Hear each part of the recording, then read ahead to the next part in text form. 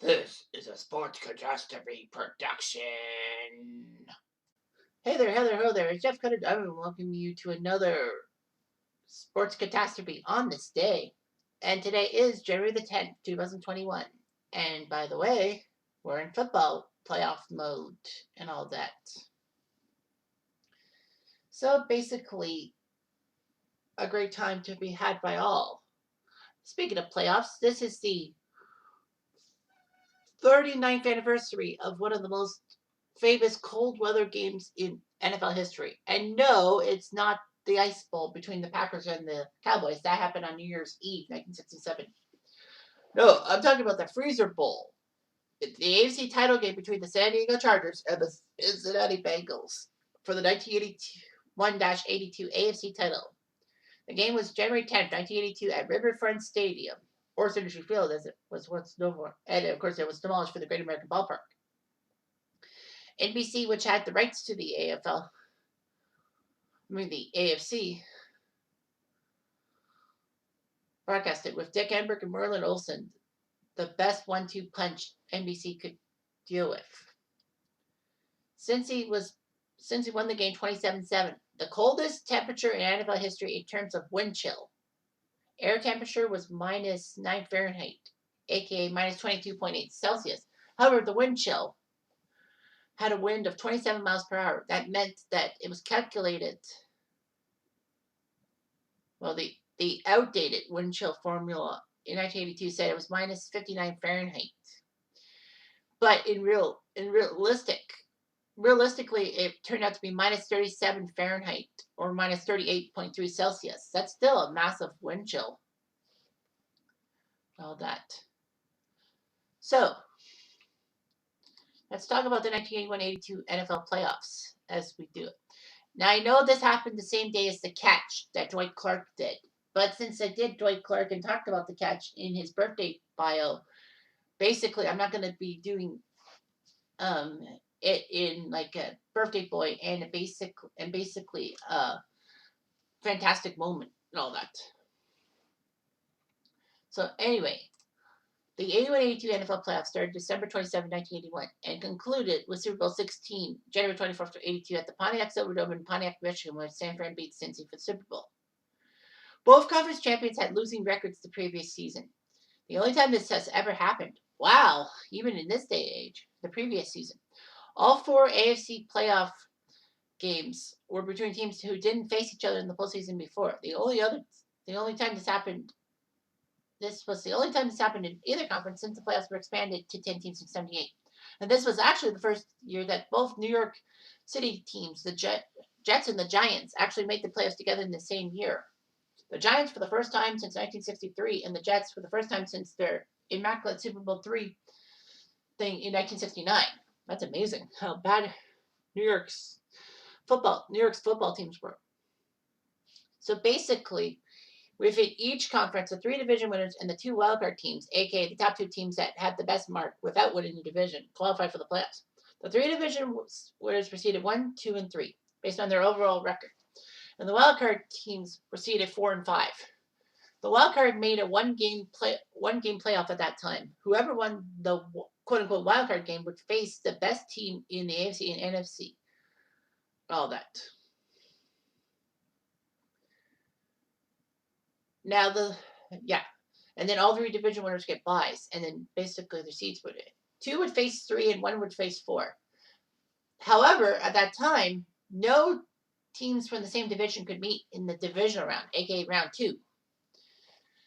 If that was to happen, then basically they would have done the worst person. If one versus the wildcard winner were both from the same division, then that wildcard winner faced the second team, the number 2 seed. All that. So anyway, but thankfully though, in the 81-82 NFL playoffs, that didn't happen. The Jets and Bills played in the one-game wildcard in the AFC. The winner would face their 1 seed, which was Cincy from the Central. So basically, they avoided Miami, who won the AFC East.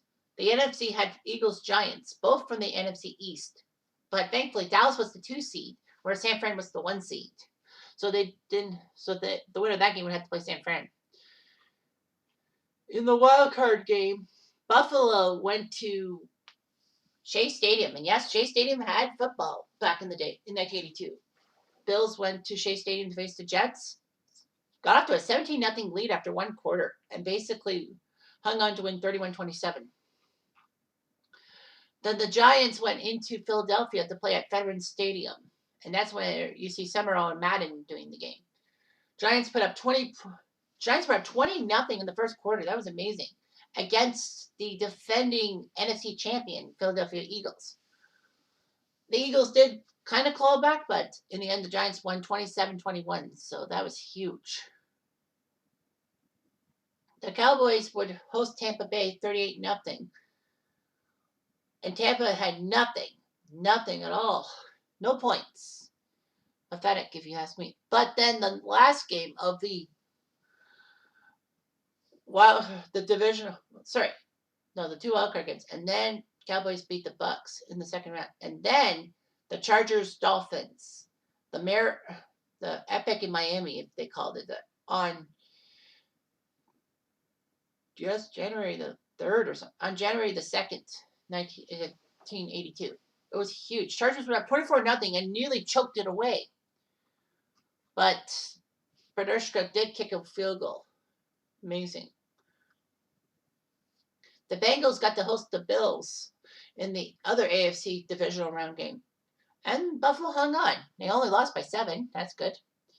And then the Niners hosting the Giants in the last NFC divisional round game. Giants made it close, but the Niners won that game. And then you got yourself the big game between the Bengals and the Chargers for the AFC title game. Put stuff in context. The Bengals beat the Chargers 40-17 during the season.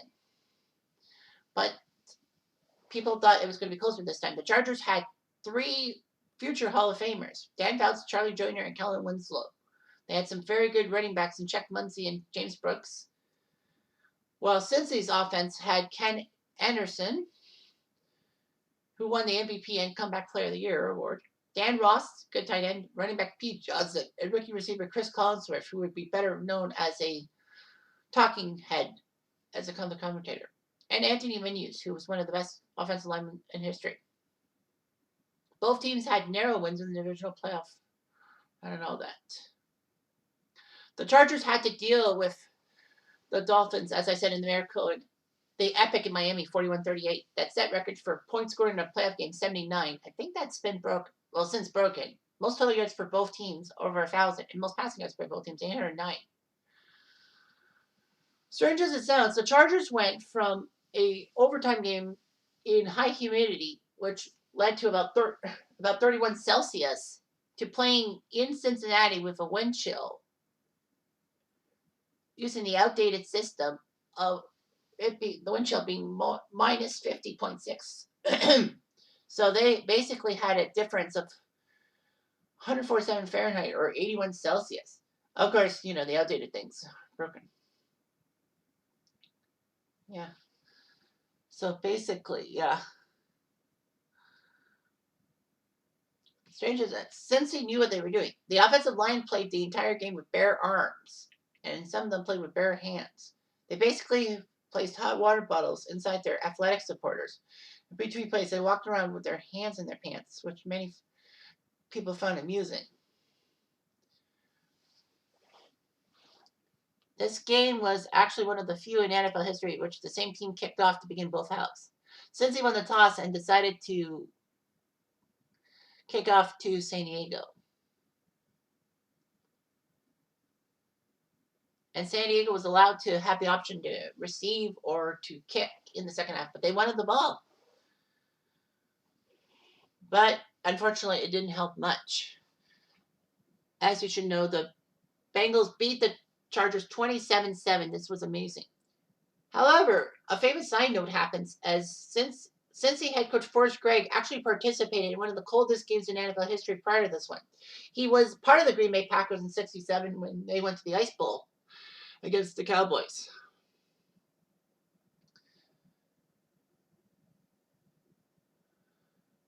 And also what's funny is that Brooks, the San Diego running back, actually who actually made a terrible fumble that made the Bengals win the game, would actually play for Cincy in Super Bowl 23 in 1988. Well, 88-89 season. So basically, Brooks was traded to Cincy for Pete Johnson. And Brooks was on the team until 1991. He made the Pro Bowl 4 times with the Bengals and was the all-time leading rusher for the Bengals until Corey Dillon came along.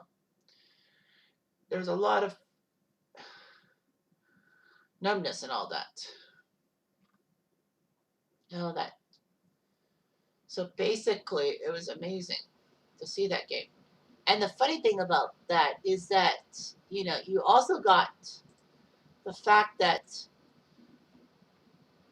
on the other coast, that being the West Coast, they had that epic catch game with Dwight Clark making that catch. And as I said in the Dwight Clark video, that basically the Dallas Cowboys had a chance to win the game. People forget about that. It was Dwight Clark's play. Oh, but it was like 50 seconds, and Dallas went down the field. And if it wasn't for Danny White's improbable fumble, then Dallas might have won the NFC title game. But it was Bengals versus Niners for the Super Bowl, and sadly, though, San Francisco won the Super Bowl. Sorry, Cincy. Just not your time.